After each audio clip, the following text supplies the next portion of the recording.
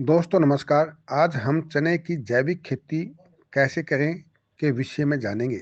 वैसे तो चने को हम भारत की महत्वपूर्ण दालों के रूप में जानते हैं। यह मनुष्य के खाने के लिए तथा चने की सब्जी के लिए भी प्रयोग किया जाता है।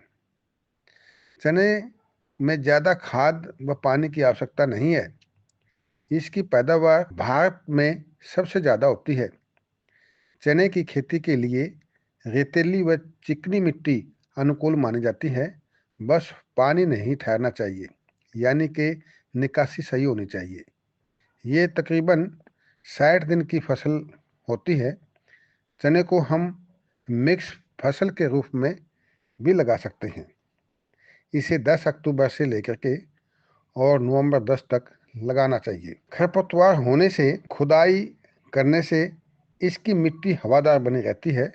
इसमें मुख्य तौर पर कई प्रकार के रोग आते हैं, जैसे उकटा रोग व सुंडी का लग जाना। उकटा रोग या चने का सूखने के लक्षण, ये सूख जाता है।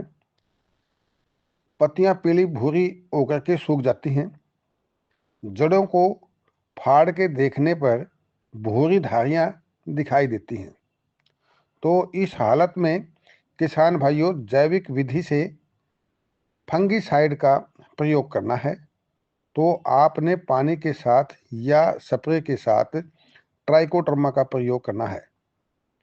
ध्यान रहे पानी ट्यूबवेल का कम ही लगाएं। 1 से 2 लीटर ट्राइकोडर्मा 15 लीटर की पानी की टंकी में मिला करके स्प्रे करना चाहिए। यदि कम है तो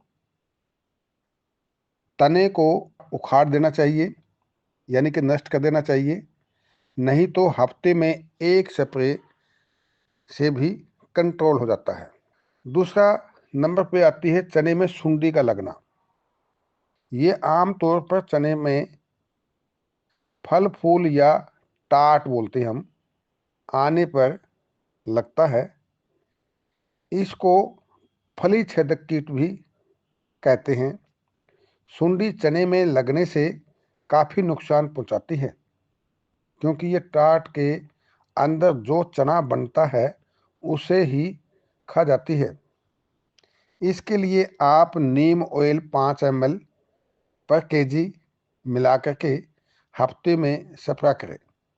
यदि यह नहीं है तो लस्सी प्लस तांबा 20 दिन पुरानी हो, डोज 250 ग्राम पर केजी के हिसाब से अपने खेत पर स्प्रे कर सकते हैं।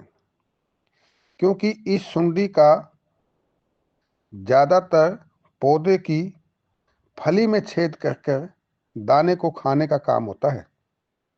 ये चने की फली को थोथा बना देती है।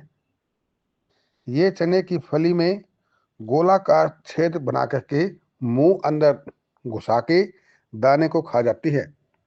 तो चने पर फली के समय विशेषकर चौकन्ना रहना चाहिए।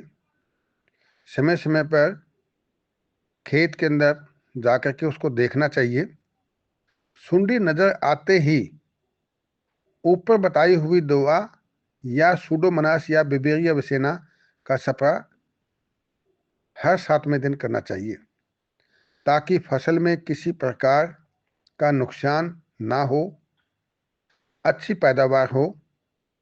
यदि किसान भाइयों आपने समय की अनुसार सही से देखभाल की अपनी फसल की, तो ये फसल आपके लिए बहुत ही फायदेमंद फसल मानी जाती है।